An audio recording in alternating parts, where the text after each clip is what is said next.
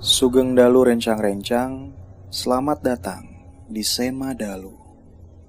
Sema Dalu kembali bertamu malam hari ini untuk menceritakan kisah dan pengalaman menyeramkan yang terjadi di daerah Cirebon dan sekitarnya.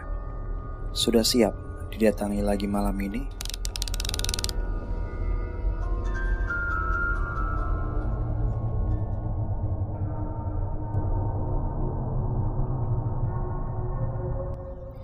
Kisah malam hari ini terjadi bertahun-tahun lalu. Dialami oleh Rama, sahabat saya, ketika sedang menginap di kos salah satu temannya di kota Cirebon. Pada saat itu, teman Rama ini bekerja di salah satu swalayan yang berada di kota Cirebon. Lokasi swalayan tersebut berdekatan dengan alun-alun utama kota Cirebon, dan jaraknya cukup jauh dari rumah temannya tersebut. Akhirnya, teman Rama ini memutuskan untuk mencari rumah kos agar lebih mudah untuk pergi ke tempat kerja. Akhirnya ia pun mendapatkan sebuah rumah kos yang terbilang sangat murah pada saat itu. Hanya Rp100.000 per bulannya. Lokasinya tidak terlalu jauh dari swalayan tersebut, berada di jalan persis di samping swalayan itu, di mana jalannya tidak terlalu besar, bahkan cenderung sempit, karena di kiri kanannya pun terdapat deretan rumah yang berjajar sangat rapat dan rumah kos ini berada di antaranya. Di depan jalannya terdapat gapura kecil dan sepanjang jalan dihiasi dengan pot-pot tanaman besar yang ternyata digunakan untuk menutup rel kereta api bekas yang mungkin pada masa lalu digunakan sebagai perlintasan kereta api, namun yang jelas sudah tidak digunakan lagi saat ini, sehingga rel kereta tersebut sudah hampir tidak terlihat lagi. Rumah kos teman Rama ini ada di salah satu sisi jalan. Rumah dengan arsitektur peninggalan zaman Belanda yang sangat kental, tua, dan terkesan suram dan menyeramkan. Lokasinya sekitar 100-150 meter dari gapura di depan jalan tersebut. Suatu ketika, Rama menghabiskan waktu seharian dengan temannya ini bermain-main di daerah kota Cirebon, hingga mereka pulang ke kosan temannya sekitar jam 9 malam. Pada hari itu Rama sudah memutuskan untuk ikut menginap di kosan temannya tersebut dan baru akan pulang keesokan harinya. Sementara temannya itu sedang bersih-bersih di kamar mandi, Rama memperhatikan kosan tersebut. Di dalam rumah tua itu terdapat 4-5 kamar dan kesemuanya terlihat sama-sama tua.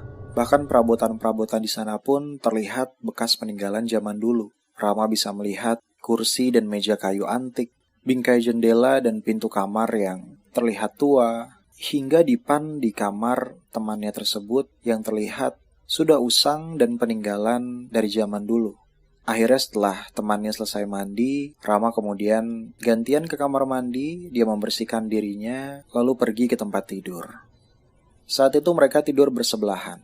Rama tidur menghadap sebuah lemari kayu besar dengan cermin oval besar yang terdapat di pintunya. Dari tempatnya tidur, Rama bisa melihat pantulan dirinya di cermin tersebut. Mereka masih sempat ngobrol-ngobrol sebentar, dan karena sudah sangat kelelahan, mereka berdua akhirnya tertidur. Mungkin kisaran pukul 2 dini hari, Rama terbangun karena mencium sesuatu yang aneh.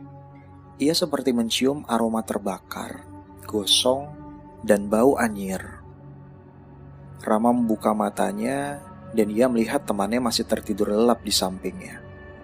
Tapi ketika Rama memperhatikan ke lemari besar yang berada di samping kasur, ia terbelalak dan kaget sejadi-jadinya. Karena ternyata di kamar itu sudah ada sosok-sosok lain selain mereka berdua.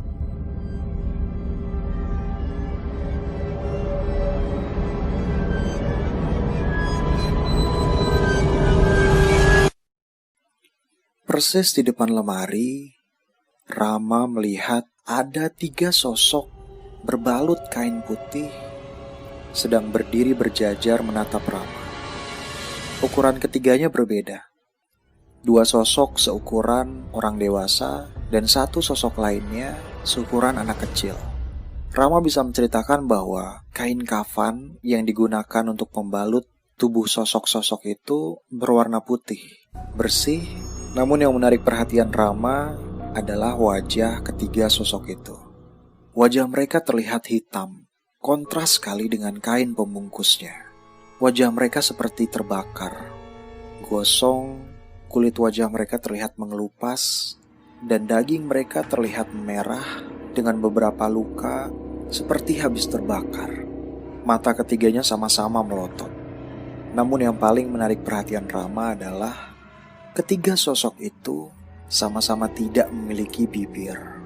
Bibir mereka seperti tercabik, hilang, dan melepuh, meninggalkan luka besar di sekeliling mulutnya, hingga membuat Rama bisa melihat jelas gusi-gusi mereka yang kemerahan dan gigi-gigi mereka yang terlihat lebih panjang dari seharusnya. Rama merasakan merinding sekujur tubuhnya.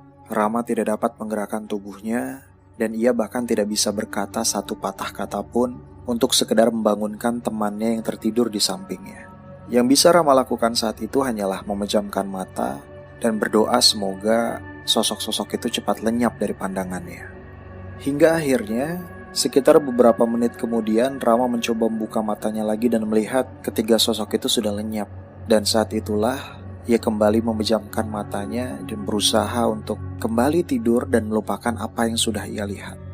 Rama terbangun keesokan paginya. Ia masih belum menceritakan apa yang ia alami malam hari itu ke temannya. Mereka sempat mandi, sarapan, dan setelah sarapan itulah Rama baru menceritakan pengalaman yang ia alami malam hari itu.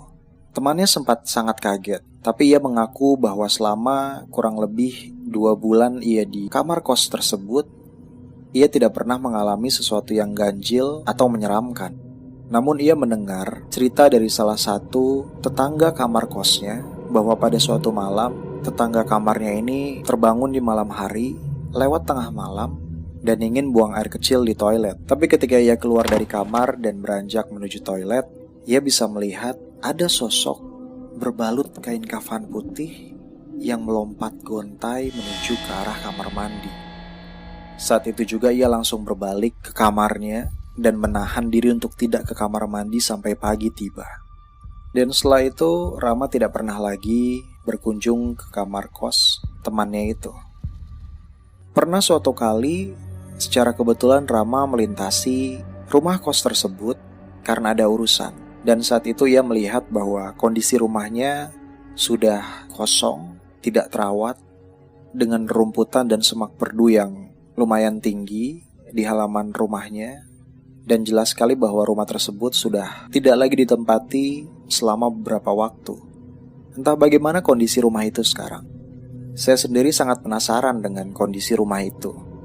Akhirnya saya pernah mencoba untuk mendatangi jalan di samping swalayan tersebut dan mencari kira-kira mana rumah yang sesuai dengan deskripsi yang Rama ceritakan. Saya sendiri tidak begitu yakin dengan rumah mana yang Rama maksud.